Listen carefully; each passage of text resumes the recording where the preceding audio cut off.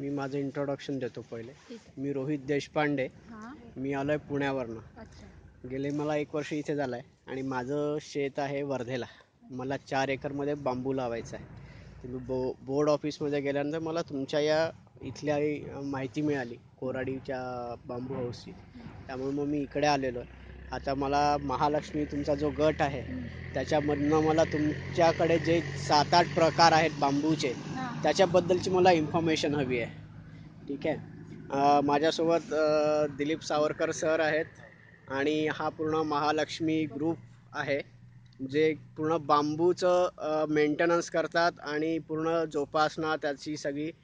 तर हा पूर्ण जो ग्रुप आहे आता आपल्याला या बांबूबद्दलची माहिती देणार आहे. तर याच्यात टोटल 7 प्रकारचे बांबू आहेत.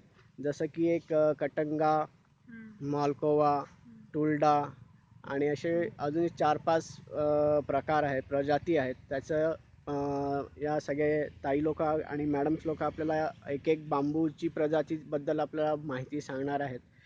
चला तर मग आपण आता बांबूची माहिती घेऊ.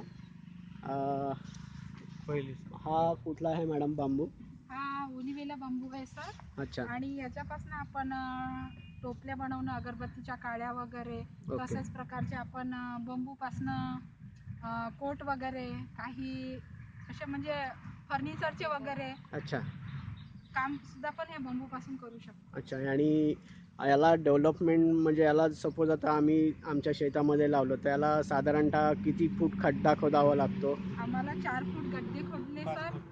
5 फूट गड्डे खोदले आणि त्याच्यानंतर आम्ही त्याच्यामध्ये पाणी, खत वगैरे सर्व आणि पालापाचोळा ओके हे वगैरे टाकलं. त्याच्यानंतर हे झाडं पौधे लावले. ओके.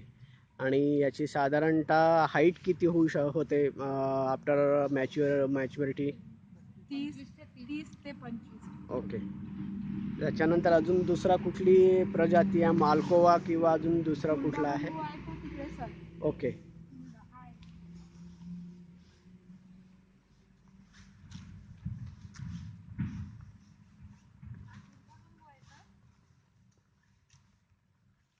ही कुठली प्रजाती आहे मॅडम? ही टुलडा बांबू आहे आणि याचा विशेष म्हणजे हा बांबू ना खूप मजबूत असते आणि सगळ्या बांबूपेक्षा भरीव राहते हा बांबू. ओके. आणि हा बांबू नाही का एकदम सरळ जाते. ओके. टुलडापासून काय काय बेनिफिट्स आहेत? टुलडापासून आपल्याला आपण याच्यापासून फर्निचर आपण तयार करू शकतो. Okay okay okay. वस्तू या ना ताई अशा इकडे सगळेजण.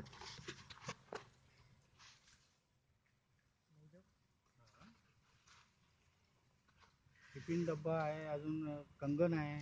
सर या ना सर तुम्ही. बांगड्या वगैरे याच्यापासून असं म्हणजे आणि किल्पा क्लचर वगैरे. आता सपोज एखादा कोणी नवीन माणूस आहे त्यांनी मग सपोज त्याला कटंगा नाही लावायचा तर त्यांनी कुठला प्रजाती लावावी म्हणजे त्याला मेंटेनन्सला सोपं जाईल, कटिंगला सोपं जाईल?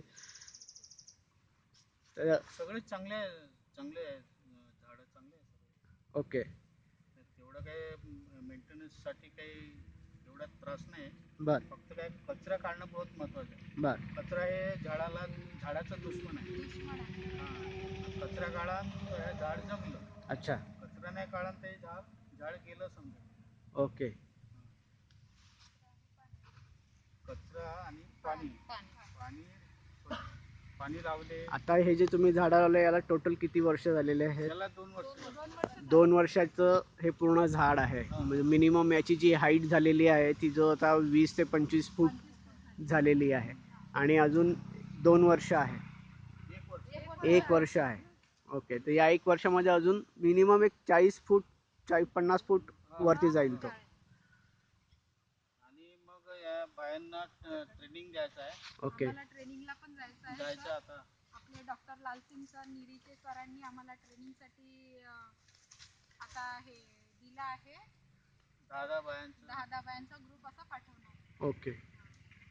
म्हणजे बांबूपासून कोणत्या कोणत्या वस्तू बनवायच्या आहे आणि आपण तिथनं काय काय शिकायचं आहे त्याच्यासाठी ट्रेनिंग देणार. ओके. Thank you madam.